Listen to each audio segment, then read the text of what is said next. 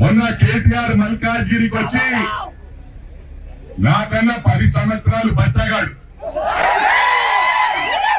ఈ బచ్చగాడు ఏమనుకుంటుండంటే ఈ రాష్ట్రానికి ఏదో పడగొట్టినాని, ఆ ఇంగ్లీష్ ముక్కలు తప్ప పడగొట్టింది ఏమి లేదని చెప్పి కూడా ఈ సందర్భంగా తెలియజేస్తాను. ఇది అయ్యేసరికి ఇప్పుడు మైనంపల్లి హనుమంతరావు వెనుకబడుతున్నా కావచ్చు అని ఆయన ప్రెస్ మీట్లు. పోనీ ప్రెస్ మీట్ పెడితే ఇట్లాంటి కేడీల గురించి ఇవేమన్నా మాట్లాడతారా అంటే అది కాదు. హరీష్ రావు గారిని తిడితే న్యూస్లోకి వస్తాం, కేటీఆర్ గారిని తిడితే న్యూస్లోకి వస్తాం.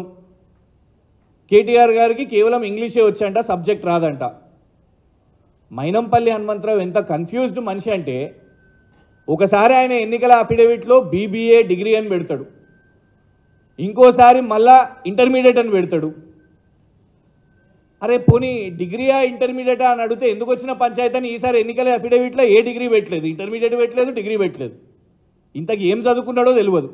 గట్లాంటి వ్యక్తి కేటీఆర్ గారి చదువు గురించి మాట్లాడవచ్చునా? వాళ్ళ కొడుకు డాక్టర్ అనుకుంటా, ఒరిజినల్ డాక్టరో ఏం డాక్టరో మాకు తెలియదు. ట్రీట్మెంట్ ఇవ్వాలి మైనంపల్లి హనుమంతరావు అనే వ్యక్తికి, అవసరం. ఎందుకు అంటే అదే భాష మేము మాట్లాడవచ్చు.